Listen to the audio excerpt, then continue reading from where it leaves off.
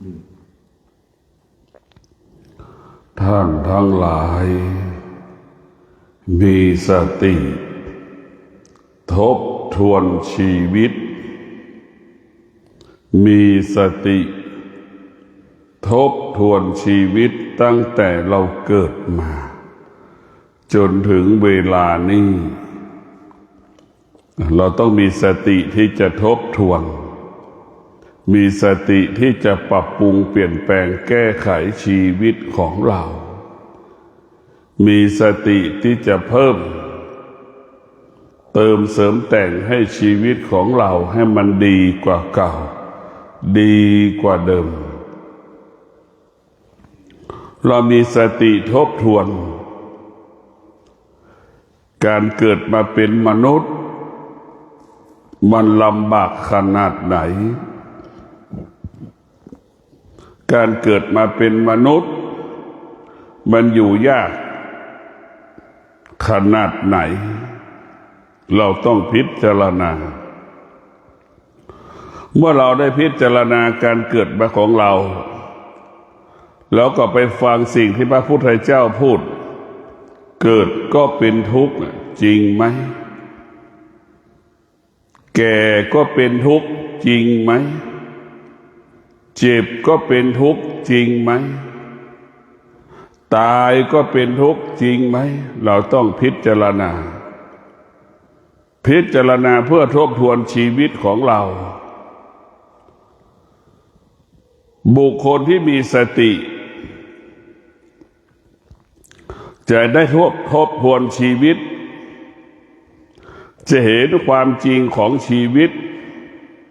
เช่นเราเกิดมาเราก็ไม่มีเสื้อผ้าติดตัว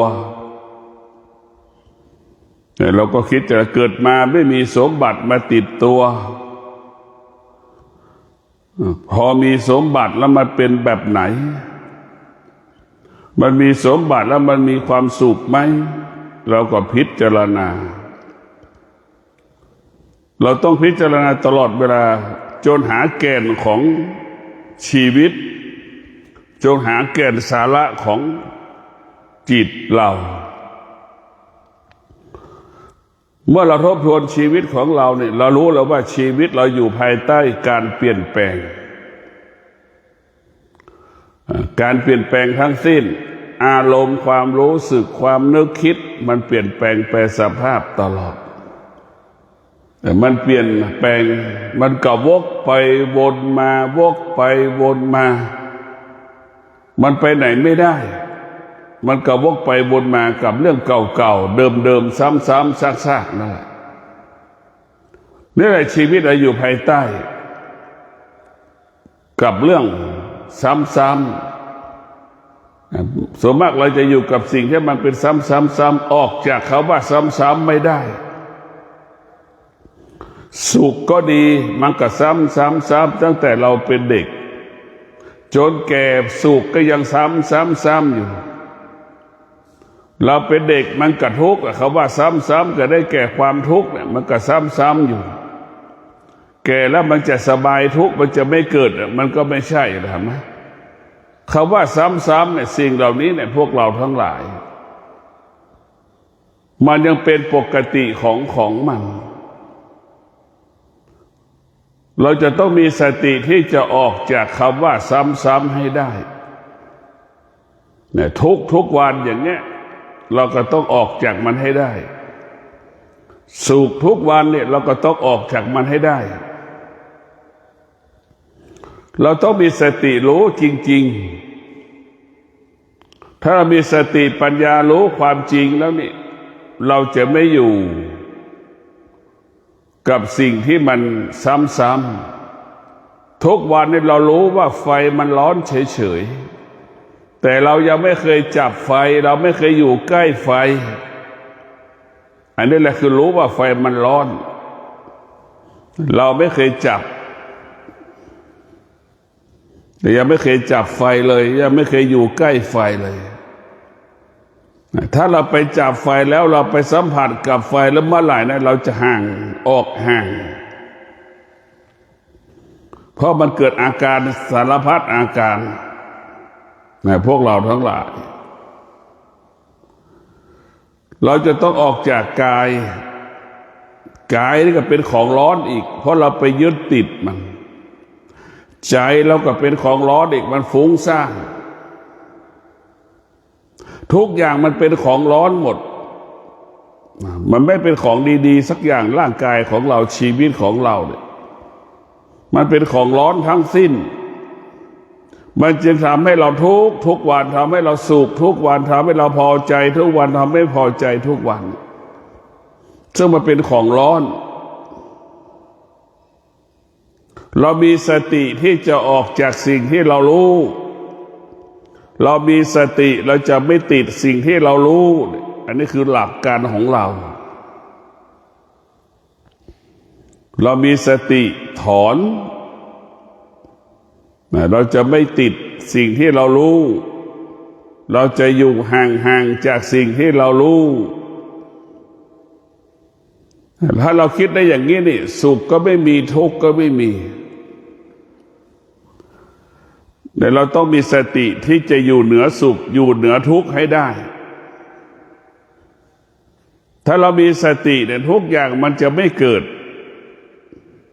เมื่อเราขาดสติเมื่อไรสุขปรากฏทุกข์ปรากฏพอใจปรากฏไม่พอใจปรากฏพวกเราทั้งหลายสิ่งต่างๆมันจะปรากฏทันทีเพราะสติจะไปคุมจิตแต่ถ้าสติไม่คุมจิตมันก็จะอยู่ภายใต้สิ่งที่มันรู้ทั้งหมดเหมือนเด็ก3 ขวบเลยเจอแล้วก็เก็บหมดเพราะมันไม่รู้แต่เราต้องมีสติควบคุมจิตของเราต้องไม่ยึดติดสิ่งที่มันรู้นี่เราต้องเกิดมาแล้วมีสติเราจะไม่ยึดติดสิ่งที่เรารู้เราจะไม่ยึดติดสิ่งสมมุติเราจะมีสติออกจากสิ่งสมมุติเช่นความสุขก็เป็นสิ่งสมมุติความทุกข์ก็เป็นสิ่งสมมุติพ่อแม่สามีภรรยาลูกก็เป็นสิ่งสมมุตินี่เราจะต้องออกให้ได้ผู้ที่มีสติเนี่ยอันแรงกล้าเนี่ยจะออกจากสิ่งสมมุติได้แต่พวกเราต้องพิจารณาบุคคลที่ขาดสติหรือบุคคลที่ไม่ได้ฝึกจิตเนี่ยมันจะออกจากสิ่งสมมุติไม่ได้ออกไม่ได้เลยออกจากสิ่งสมมุติไม่ได้ติดในสิ่งสมมุติเหมือนแม่ติดลูกเหมือนลูกติดแม่เหมือนสามีติดภรรยาเหมือนภรรยาติดในสามีลูกบางคนตายไป20 ปีแม่ก็ยังร้องไห้แม่ก็ยังเสียใจอยู่แม่ก็ติดในลูกอยู่ติดในลูกตายไปแล้วก็ยังเศร้าโศกเสียใจออกจากทุกข์ไม่ได้ออกจากสิ่งสมมุติไม่ได้แต่พวกเราทั้งหลายสุขก็เป็นสิ่งสมมุติทุกข์ก็เป็นสิ่งสมมุติมันไม่มีสิ่งใดที่ไม่เป็นสิ่งสมมุติมันไม่มีมันจะมีแต่ธรรมะเท่านั้นที่ไม่มีใครสมมุติมันมีอยู่เป็นอยู่คงอยู่ไม่มีคำว่าเปลี่ยนแปลงมันคงอยู่เป็นอยู่ธรรมะนั้นคงสภาพเดิมเมื่อเรามีสติออกจากสิ่งสมมุติมันก็คลายความทุกข์กายมันก็เบาจิตมันก็เบาเราต้องออกจากสิ่งสมมุติเมื่อเราออกจากสิ่งสมมุติเมื่อไหร่แล้วเนี่ยเราก็จะทำให้เรานั้นจิตเรานั้นเบาบางกายเราก็เบาบางไม่มีสัมภาระใดๆไม่มีภาระใดๆทั้งสิ้นในพวกเราทุกวันนี้เราขาดสติเมื่อขาดสติมันก็เป็นผู้ไม่รู้เมื่อเป็นผู้ไม่รู้มันก็วกไปวนมากับสิ่งที่มันรู้เมื่อมันเป็นผู้ไม่รู้มันก็ยึดติดสิ่งที่มันไม่รู้เนี่ยพวกเราทั้งหลาย มันก็ไปยึดติดหมดดังมนุษย์ทั้งหลายนะสะสมสั่งสมสิ่งที่ตัวเองรู้ไม่ดีก็สะสมดีก็สะสมนะถ้าผู้ที่มีสติผู้ที่มีปัญญาจะไม่สะสมสิ่งใดๆผู้ที่มีสติมีปัญญาจะปลดเปลื้องสิ่งที่เรารู้แต่เราจะปลดเปลื้องสิ่งที่เรารู้คนที่ขาดสติขาดปัญญาก็ไปยึดติดยึดมั่นสิ่งที่รู้เราจะต้องกำกับจิตของเราจิตของเราเนี่ยมันเกเรเหมือนลิงลพบุรีจิตของเราไม่เคยสงบเหมือนลิงกระโดดโลดเต้น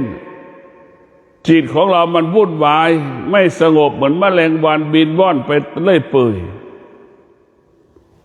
จิตของเราก็เหมือนไก่มันคุยมันเขี่ยวตลอดเวลามันไม่สงบ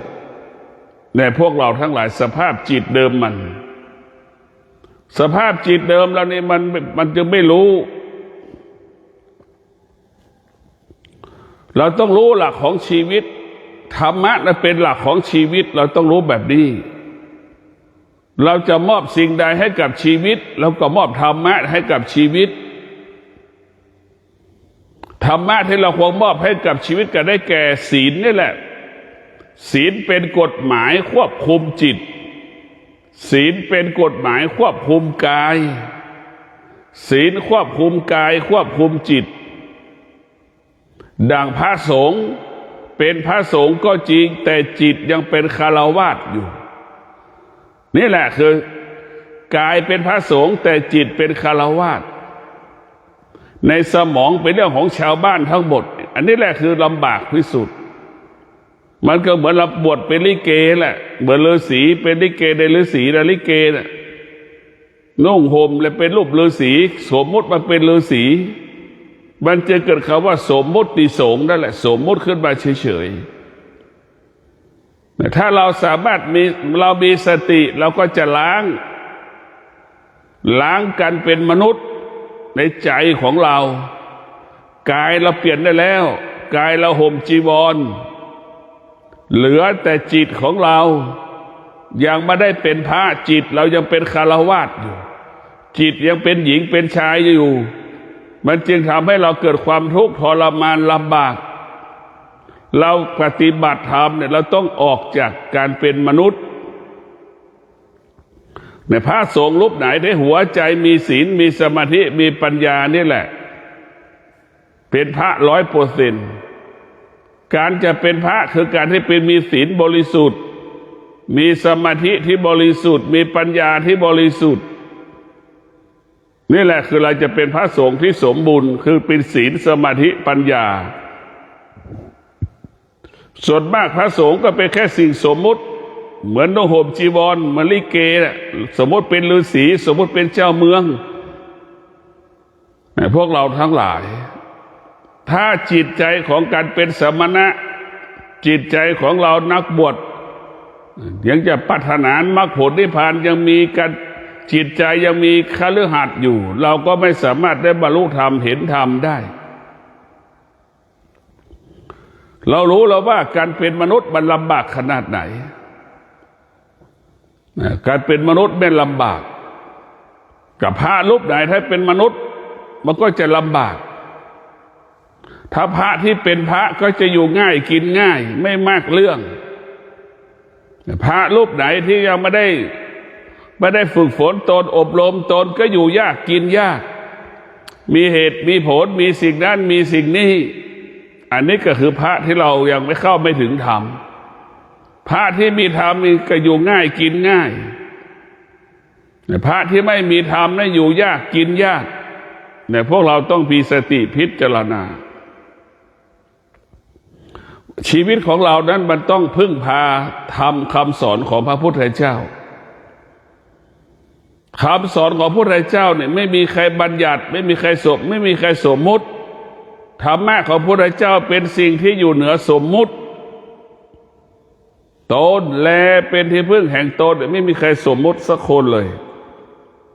มันเป็นของมันเองโดยธรรมชาติมันเป็นความจริงที่อยู่เหนือชีวิตนะตนแลเป็นที่พึ่งแห่งตนอย่างเงี้ยเราต้องพิจารณาเราต้องออกจากสิ่งสมมุติต้องถอนสิ่งสมมุติออกจากกายออกจากจิตถ้าจิตเราออกจากสิ่งสมมุติเมื่อไหร่กายมันเบาจิตมันเบาเหมือนนกบินกลางอากาศสบายเราออกจากสิ่งสมมุติก็เหมือนเรากินข้าวและอิ่มมาเป็นลักษณะแบบไหนพวกเราไม่สามารถออกจากสิ่งสมมุติก็เหมือนเราหิวข้าวนะเป็นลักษณะมันเป็นแบบนั้นแหละเนี่ยพวกเราทั้งหลายเห็นไหมอาการที่เราหิวข้าวเนี่ยแล้วไม่มีข้าวที่จะกินอีกเนี่ยอาการมันเป็นแบบไหนนั่นแหละเราติดในสิ่งสมมุติจะเป็นแบบนั้นเราออกจากสิ่งสมมุติเหมือนเรากินข้าวอิ่มแล้วนั่นแหละพวกเรามันแตกอารมณ์มันเป็นยังไงล่ะสภาพจิตมันเป็นยังไงสภาพกายมันเป็นแบบไหนเราพิจารณาดูเราต้องพิจารณาตลอดเวลาเราจะเห็นกายเห็นจิตเราโดยเฉพาะจิตของเราเนี่ยไม่ให้มันไปยึดติดเราจะให้จิตของเรามันว่างตลอดเวลาดีที่สุดจิตว่างก็คือจิตที่ไม่มีเรื่องใดมากระทบกระเทือนไม่ปราศจากอารมณ์ปราศจากสุขปราศจากทุกข์ปราศจากความรู้สึกจิตว่างมันจิตจะอยู่กับกายกายก็อยู่กับจิตมันกอดกันแน่นเนี่ยมันแนบแน่นกันหมดพวกเราดังมะม่วงที่เราเอามาเสียบกิ่งนั่นแหละจิตกับกายมันจะแน่นกันเอามะม่วงโชคอนันต์เขียวเสวยมาเสียบกิ่งแล้วจนเป็นเนื้อเดียวกันจนเป็นต้นเดียวกันนั่นแหละคือการปฏิบัติธรรมประพฤติธรรมเชื่อมกายเชื่อมจิตเหมือนเราเอามะม่วงเสียบกิ่งติดตามาเสียบกิ่งแล้วจนเป็นมะม่วงสายพันธุ์ใดสายพันธุ์หนึ่งนั่นแหละพวกเราต้องพิจารณาจิตของเราก็เหมือนเม็ดหอมแดงนั่นแหละหอมแดงเห็นไหมพวกเราเห็นทั้งหลายไหมหอมแดงที่เราเก็บไว้ในห้องครัวเรานั่นแหละจิตเราไม่ได้อบรมจิตเราก็เป็นดังเช่นสภาพ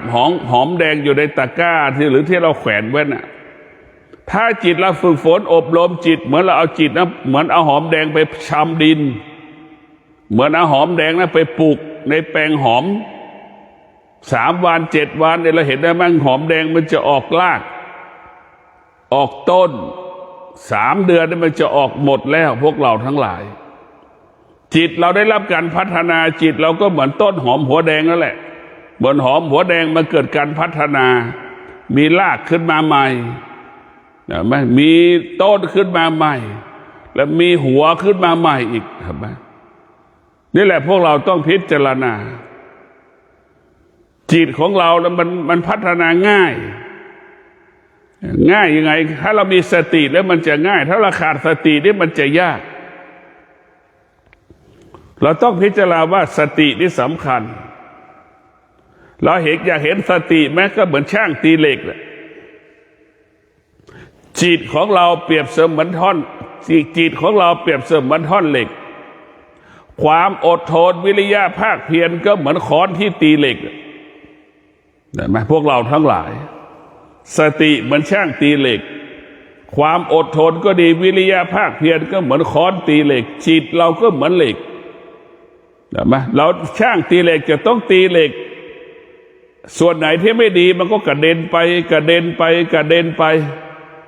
ส่วนไหนไม่ดีมันก็กระเด็นออกไปเรื่อยๆจนถึงที่สุดเราจะได้เหล็กมันดีเหล็กดีๆจะไม่กระจายไม่แตกมันก็อยู่ในเนื้อของมันเพราะฉะนั้นจิตเราจะมีค่าก็ต่อเมื่อเรารับการฝึกฝนอบรมเหมือนช่างตีเหล็กมันไม่มีค่าพอเราเอามาตีแล้วตีเป็นดาบตีเป็นกระบี่ตีเป็นรูปต่างๆเหล็กนั้นจะมีค่าจิตที่ฝึกฝนจิตที่อบรมก็จะมีค่าแบบนั้นแหละพวกเราทั้งหลาย จิตนั้นจะมีค่าจิตนั้นจะมีความหมายเราต้องพิจารณาอยู่ตลอดเวลาดังเราทบทวนชีวิตเราจะได้วางชีวิตของเราแบบไหนเดินแบบไหนกินแบบไหนเราจะต้องมีสติในการดำเนินชีวิตแต่ละวันแต่ละวันแต่ละวันให้มันมีสติให้มันมีปัญญาในพวกเราทั้งหลายเราต้องพิจารณาชีวิตเราทุกอย่างการพัฒนาชีวิตก็คือการมีสติวันนี้เร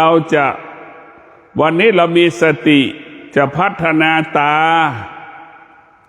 าเห็นรูปต่างๆเราจะไม่ให้ตานั้นเกิดอาการสำแดงอาการชอบใจก็ไม่ให้มันเกิดไม่ชอบใจก็ไม่ให้มันเกิดสุขก็ไม่ให้มันเกิดทุกข์ก็ไม่ให้มันเกิดให้ตารู้เฉยๆเท่านั้น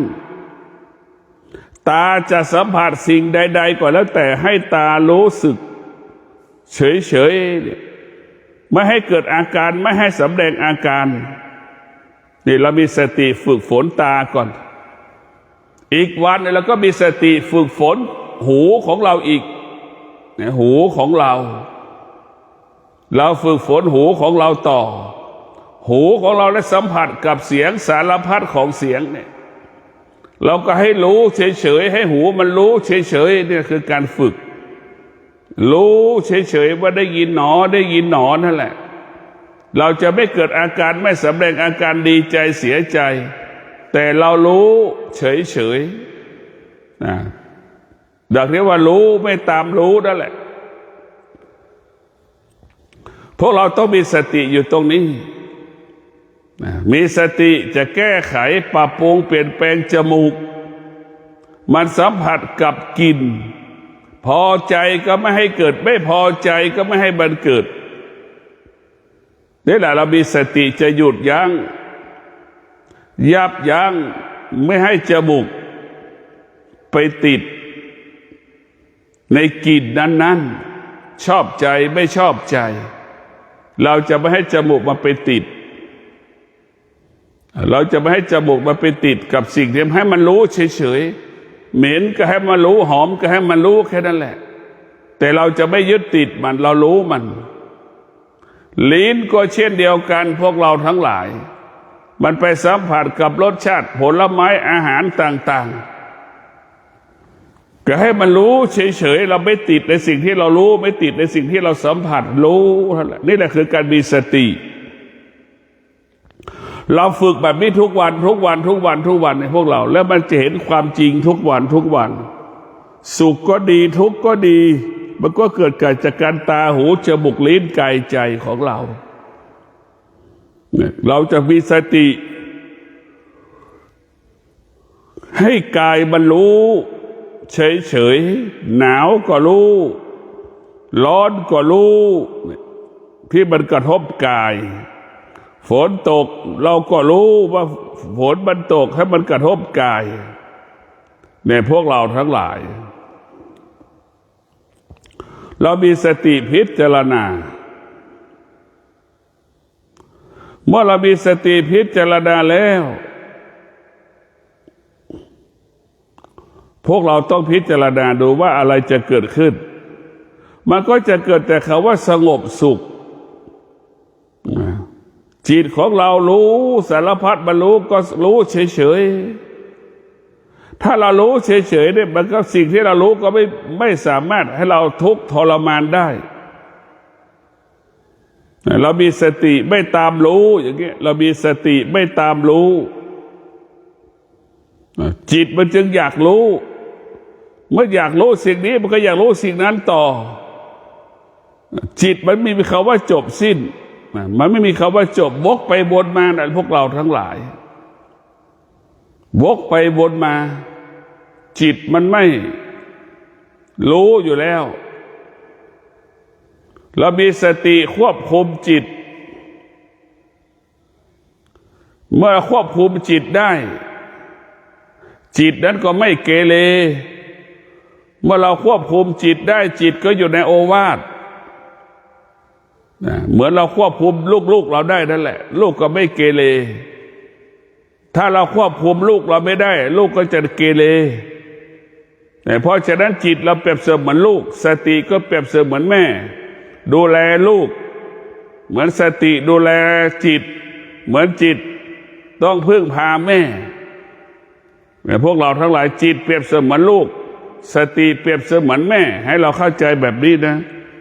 สติเปรียบเสมือนลูกจิตเปรียบเสมือนลูกสติเปรียบเสมือนแม่ให้เราเข้าใจเช่นนี้ถ้าจิตมันอาศัยสติ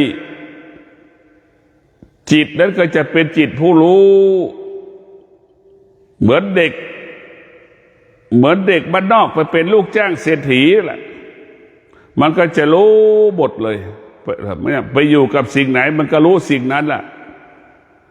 ที่เราไม่รู้เราไม่เคยเห็นเราก็รู้เราก็เห็นอย่างนั้นแหละพวกเราทั้งหลายเราต้องพิจารณาคนทุกคนมันจะรู้ในตัวอัตโนมัติแต่เราไม่ควรไปยึดติดสิ่งที่เรารู้นะ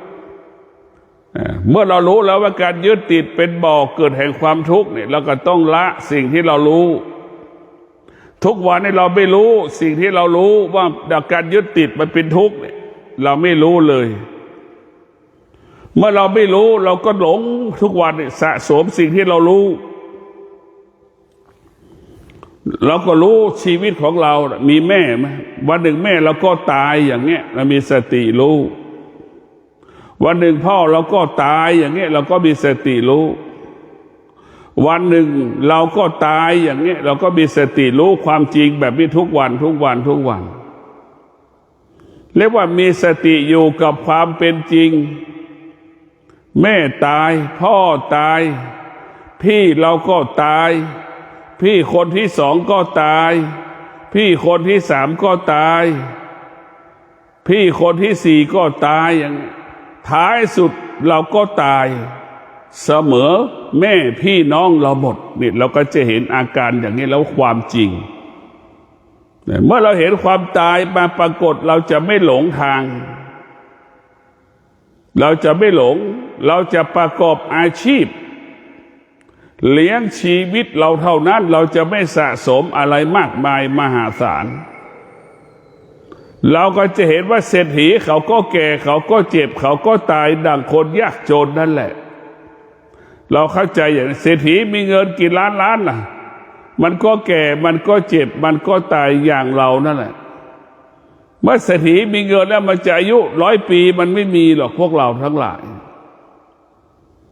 อายุ100 ปีเมื่อเรามีสติเมื่อเรามีสติสุขภาพดีอายุยืนนั่นแหละเราจะอายุเป็น100 ปีได้ถ้าเราขาดสติเมื่อใดเนี่ยเราจะไม่มีหรอกสุขภาพไม่ดีขาดสติอายุ20ก็ตายแล้ว16 17ก็ตายแล้วขาดสติเราจะเห็นว่าขาดสติได้เครื่องป้องกันชีวิตเรามีสติเนี่ยมันจะเตือนเมื่อเรามีสติมันจะเตือนจิตมันทำไม่ดีมันก็จะออกจากสิ่งที่ไม่ดีจิตเนี่ยมันทำความไม่ดีชั่วดีอยู่ที่จิตถ้าจิตได้รับการฝึกฝนก็จะเป็นจิตของผู้ดีจิตไม่ได้รับการฝึกฝนจิตนั้นเป็นจิตของผู้ไม่ดีเป็นจิตชั่วเราจะต้องฝึกฝนอบรมพวกเราต้องมีสติทุกคนที่เกิดมาเป็นคนพวกเราทั้งหลายเรามีความจำเป็นที่จะต้องฝึกฝนจิตอบรมจิตให้รู้ความจริงของชีวิตก็คือจิตที่เป็นอิสระเมื่อจิตเป็นอิสระแล้วเราจะสบายเราจะคำว่าสบายก็จะเกิดขึ้นไอ้จิตที่มันเป็นทุกข์เพราะจิตเราไม่อิสระติดจิตไปติดหนี้เขาอย่างเงี้ยติดหนี้เราก็จะเป็นทุกข์ทันทีจิตมันเป็นไม่อิสระเมื่อจิตไม่อิสระก็เหมือนคนติดหนี้แหละมีหนี้ติดหนี้ใช้หนี้ไม่ได้ก็เป็นทุกข์กังวลแบบนั้นแหละ คนที่มีสติก็เหมือนคนไม่ติดหนี้มันอิสระนอนก็สบายตื่นก็สบายนะคนที่มีสติดำเนินชีวิตก็สบายใช่ไหมคนที่ขาดสติเหมือนคนติดหนี้เป็นหนี้อยู่ไม่สนุกอยู่ไม่สุขกระวนกระวายกระสับกระส่ายสิ้นเดือนแล้ววันนี้เราจะต้องใช้หนี้ให้เขาไม่มีเงินใช้หนี้วันที่ 1อย่างเงี้ยพวกเราจะต้องทำยังไงเราต้องพิจารณาชีวิตของเรามันก็จะเป็นแบบนี้แหละพวกเราวกไปวนมาวกไปวนมากับการเป็นมนุษย์ของเราที่สำคัญที่สุดไม่เกิดดีที่สุดถ้าตราบใดที่เราเกิดมาความทุกข์มันก็ยังคงอยู่เป็นอยู่ในชีวิตของเรามนุษย์มันติดในสิ่งสมมติบัญญัติมากเกินไปควายมันไม่มีสิ่งสมมติบัญญัติหมาก็ไม่มีสิ่งสมมติบัญญัติถึงมีก็มีน้อยกว่าเราของเรามันเยอะเกินไปเกินความจำเป็นเราไปติดในสิ่งสมมติบัญญัติแล้วเอาสิ่งสมมติบัญญัติมากำกับชีวิตมาควบคุมชีวิตเรามันจึงเกิดคำว่าความทุกข์ความทรมานความลำบากแค่มีข้าวกินมีบ้านอยู่ก็พอแล้วยังไม่พออีกมีข้าวกินมีบ้านอยู่ยังไม่พอยังมีรถอีกรถ1 คันยังไม่พอมีรถ2 คันอีกเห็นไหมมันไม่พออย่างนี้แหละพวกเราทั้งหลายจิตของเรามันไม่รู้จักพอเมื่อมันไม่รู้จักพอมันก็วกไปวนมาอย่างนี้แหละในจิตที่ไม่มีธรรมถ้าจิตมีธรรมะเนี่ยมันจะอยู่กับความเป็นจริงมีข้าวกินมีบ้านอยู่มันก็พอดีแล้วพอสบายไม่ต้องลำบากทุกวันนี้เราไปอยู่กับความไม่เป็นจริงเอาความไม่เป็นจริงมาหล่อเลี้ยงชีวิตมันจึงทำให้เราทุกข์ทรมานรายรับรายจ่ายมันเพิ่มขึ้นมันไม่พอกับการมีชีวิตอยู่แต่ละวันเรียกว่าภาษาพระมีสติอยู่กับความเป็นจริงดังผู้เฒ่าผู้แก่ว่ามีน้อยกินน้อยมีมากกินมากนี่แหละมีชีวิตอยู่ตามความเป็นจริงเรามีสติอยู่เป็นผู้ไม่ประมาทในการเกิดมาเป็นมนุษย์มีสติไม่ประมาทในการดำเนินชีวิต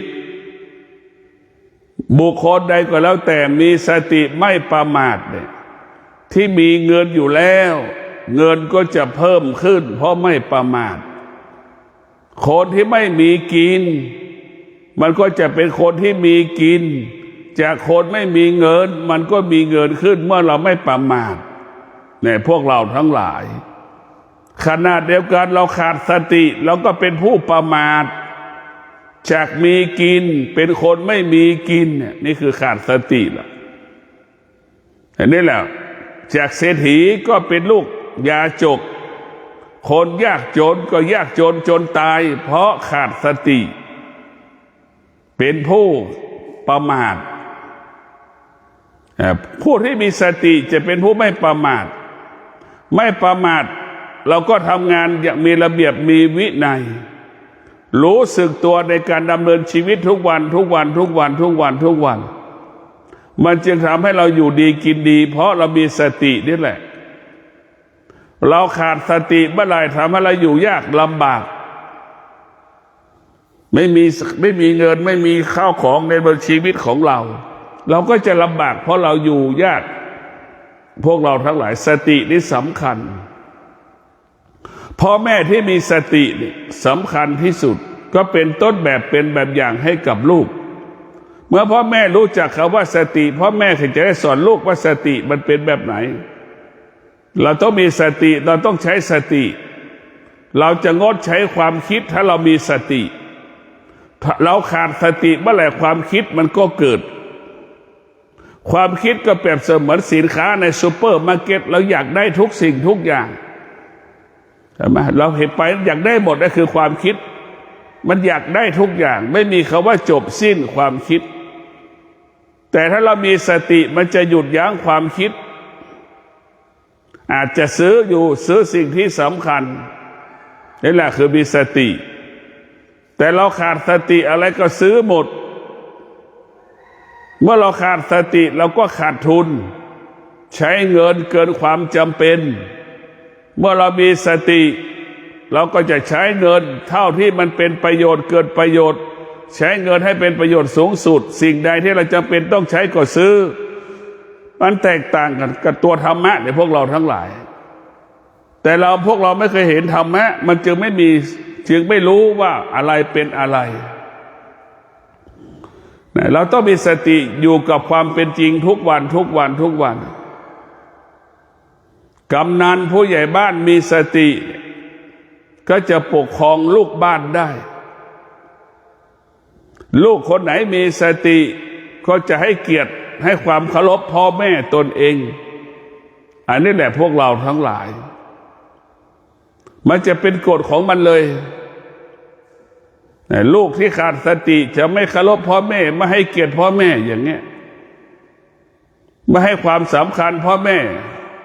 ให้ความสำคัญเรื่องอื่นๆคนอื่นๆเหนือกว่าพ่อแม่ตนเองพ่อแม่เราไม่เคยไหว้แต่กลับไปไหว้บุคคลอื่นๆพ่อแม่ตัวเองไม่เคยเคารพกลับไปเคารพบุคคลอื่น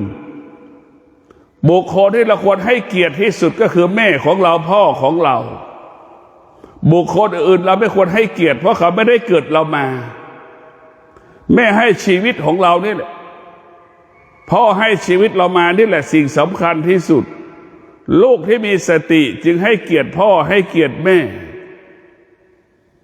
ให้ความเคารพพ่อให้ความเคารพแม่นั้นจะอบอุ่นและมีความสุขเมื่อลูกได้แสดงอาการอย่างนี้เกิดขึ้นทุกๆครั้งทำให้แม่มีพลังใจในการดำเนินชีวิตประกอบอาชีพจึงทำให้แม่นั้นทำงานมีความสุขจนถึงที่สุดก็มีทรัพย์มีสมบัติมีปัจจัยสี่มาดำเนินชีวิตแต่ละวันได้นะพวกเราต้องพิจารณาเราต้องมีสติลูกที่ขาดสตินี่ก็จะอยู่นอกบ้านลูกที่มีสติก็จะอยู่ในบ้านเราจะเห็นว่าลูกที่มีสติก็จะคิดถึงพ่อคิดถึงแม่เป็นหลักไม่อยากให้แม่ทุกข์ใจไม่อยากให้พ่อทุกข์ใจก็นอนในบ้านลูกที่มีสติจะรู้จักตัวเองว่าจะเข้าบ้านกี่โมงจะตื่นกี่โมงจะออกจากบ้านไปทำงานกี่โมงเนี่ยไม่ต้องให้ใครบอกเรียกว่าลูกที่มีสติลดภาระลดปัญหาให้พ่อให้แม่ในการอบรมสั่งสอนตรงกันข้ามลูกที่ขาดสติสร้างภาระสร้างปัญหาให้แม่อบรมสั่งสอนสร้างภาระสร้างปัญหาให้พ่อแม่ตนเองตลอดกาลเวลาลูกที่ขาดสติแม่ที่ขาดสติก็ยังมีอีกส่วนหนึ่งพ่อที่ขาดสติก็ยังมีอยู่สร้างภาระสร้างปัญหาให้กับลูกตนเองลูกจะไม่รู้จะช่วยพ่อแม่แบบไหนละสร้างภาระสร้างปัญหาให้กับพ่อแม่สร้างภาระปัญหาให้กับลูกพ่อแม่ที่ขาดสติเช่นเล่นการพนันพ่อแม่เล่นการพนันลูกต้องไปกลับไปใช้หนี้ให้พ่อให้แม่ซ้ำซากจนลูกเบื่อเอื่อมละอาลูกจนอายชาวบ้านเขาไปพ่อแม่ไปสร้างหนี้ไปก่อหนี้เห็นไหมเพราะลูกต้องไปชดใช้อย่างเงี้ยพ่อแม่ที่ขาดสติก็จะทำให้สร้างภาระให้กับลูกจึงทำให้ลูกนั้นลำบากกายลำบากใจตลอดเวลาแต่พวกเราทั้งหลายต้องมีสติคำว่าสติให้เราอยู่กับความเป็นจริงรู้ความจริงอยู่กับความเป็นจริงตนแลเป็นที่พึ่งแห่งตนลูกที่มีสติจะเป็นแบบนี้ตนแลเป็นที่พึ่งแห่งตนคำนี้สบายที่สุดลูกที่มีสติจะเป็นผู้ที่เข้าใจพ่อแม่ได้ดีลูกที่มีสติจะเป็นผู้ที่เข้าใจพ่อแม่พูดสิ่งใดมา ลูกมีสติและมีเงินก็จะพ่อแม่ไม่ต้องบอกไม่ต้องขอลูกผู้นั้นก็จะเตรียมให้พ่อให้แม่ลูกที่มีสติจะรู้ช่วยเหลือพ่อแม่ตามฤดูกาลในฤดูหนาวแม่จะปลูกหอมเนี่ยช่วงนี้ฤดูหนาวมันจะปลูกหอมเริ่มปลูกหอมมาแล้วก็จะเอาสตางค์ให้แม่ไปจ้างคนปลูกหอมไปจ้างคนรดน้ำหอมซื้อปุ๋ยใส่ต้นหอมอย่างเงี้ยนี่แหละคือลูกที่มีสติก็จะสนับสนุนส่งเสริมกิจกรรมของพ่อของแม่ส่วนลูกที่ขาดสตินั่นเบียดเบียนพ่อแม่ภาระแม่ต้องมีก็ต้องมาขอเงินพ่อแม่ใช้อีกในลูกที่ขาดสติมัวแต่สร้างภาระสร้างปัญหาให้กับเราตลอดเวลาแต่พวกเราต้องพิจารณาดูคนที่ขาดสติกับคนที่มีสติมันเกิดประโยชน์ต่างกันเป็นประโยชน์ต่างกันเรียกว่าลูกที่มีสติจะสร้างสรรค์ชีวิตครอบครัวของตนเองนะลูกที่มีสติจะสร้างสรรค์ชีวิตและครอบครัวของตนเองตลอดกาลเวลาลูกที่ขาดสตินั้นจะมุ่งมั่นรักษาจิตใจพ่อแม่ไม่ให้พ่อแม่นั้นร้องไห้เสียใจกับตนเองลูกที่มีสติให้กำลังใจพ่อแม่นะให้กำลังใจพ่อแม่เพราะมีพี่น้องบางคนเนี่ยทำให้แม่ทุกข์ใจมีลูกบางคนทำให้แม่ทุกข์ใจทำให้พ่อทุกข์ใจแต่ลูกบางคนในลูกจำนวนนั้นก็จะมีลูกที่มีสติก็จะให้กำลังใจพ่อแม่ลูกที่มีสติก็เหมือนมีพ่อแม่ที่ไม่สบายใจมีวาเป็กสุกดมนั่นแหละลูกที่มีสติก็เปรียบเสมือนยาพาราให้พ่อให้แม่คลายทุกข์ได้นะเหมือนยาพาราเจ็บหัวไม่สบายป่วยแบบนั้นนั่นแหละจะดูแลพ่อแม่ให้กำลังใจพ่อแม่เป็นอย่างนั้นลูกที่มีสติเพราะถ้าคำว่าสตินั้นมันเป็นประโยชน์เกิดประโยชน์ตลอดเวลาสติจะเป็นโทษมันไม่มีนะพวกเราไม่มีสติที่เป็นโทษมีสติที่เป็นประโยชน์เกิดประโยชน์เท่านั้นเพียงขาดสติเท่านั้นที่จะเป็นโทษแต่พวกเราต้องเข้าใจว่าขาดสติจะเป็นโทษมีสตินั่นแหละจะเป็นคุณประโยชน์ต่อเราต้องทบทวนชีวิตให้ชีวิตเรามีสติให้ชีวิตเราใช้สติ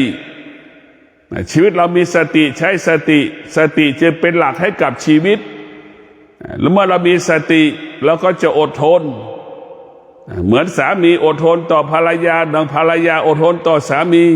เหมือนพ่อแม่อดทนประกอบอาชีพเลี้ยงลูกอย่างนั้นแหละอดทนทุกอย่างมันเปลี่ยนแปลงไปเมื่อเราอดทน